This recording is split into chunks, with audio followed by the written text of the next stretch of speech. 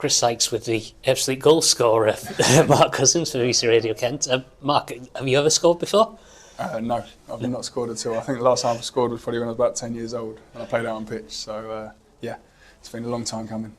I've also told that I think that's the first time a goalkeeper's ever scored for Ebbsfleet as well, so you've set another record there. Yeah, pleased with that. I didn't realise that, but yeah, it's a good stat to have. I guess the more important thing is to be emerging with a point, because in some ways, had you not got a point, it would have been very undeserved. Yeah, I think it probably was a draw was a fair result. I think we didn't create maybe enough clear-cut chances to say we should have won the game, but on the other hand, I don't think they created any chances at all other than the goal and maybe a half-chance header at the start of the second half. So it was disappointing going in at half-time 1-0, and they had one chance to score, they took theirs and we had two, and I think the keeper made one save and we missed the target on another. So yeah, it was disappointing going in at half-time 1-0, and I feel pretty over the course of 90 minutes we definitely deserved to get a point. Do you think that's in some ways been part of the story of Ebbsfleet's season, sort of creating a lot of chances, not quite being able to finish them off? Yeah, I think especially today it was hard for the front players. Like York defended very well, they got men behind the ball and made it hard for us to really break them down and get any really good clear-cut chances, especially in the second half. And I think this season, I think overall we probably haven't created enough good goal-scoring opportunities, and I think, yeah, that's what we need to improve on.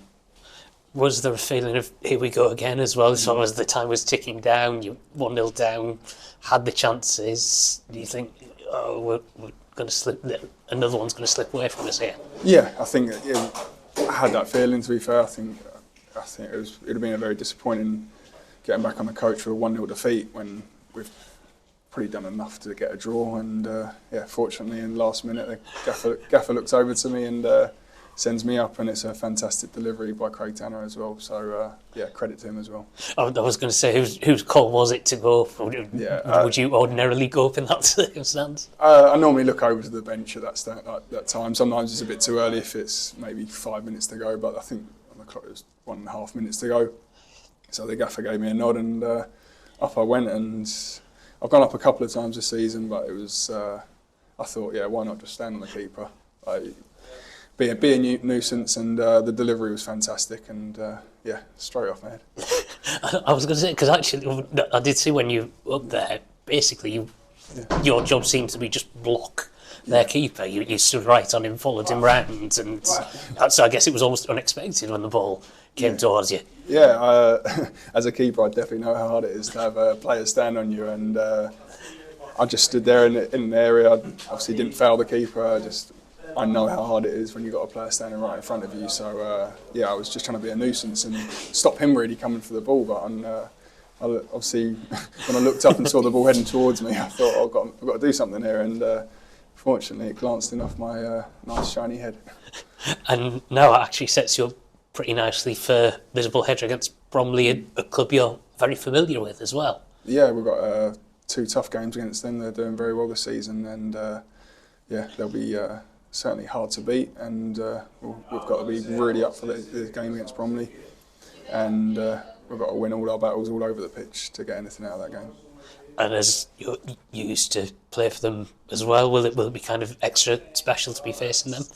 I've got a few former clubs in this league now, so it'd be nice to see a few familiar faces and go up against them. But for me, it's just the focus on trying to get 3 points out of the game for Ebbsfleet.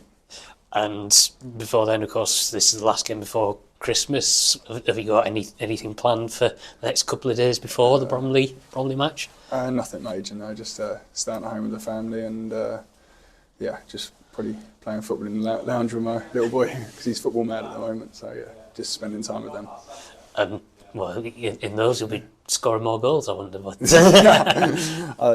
I'm sure he's watching today, and he always asks me to go up for corners. I don't think he's got the gist of the game just yet, but hopefully he'll be watching today, and he'll be buzzing with that.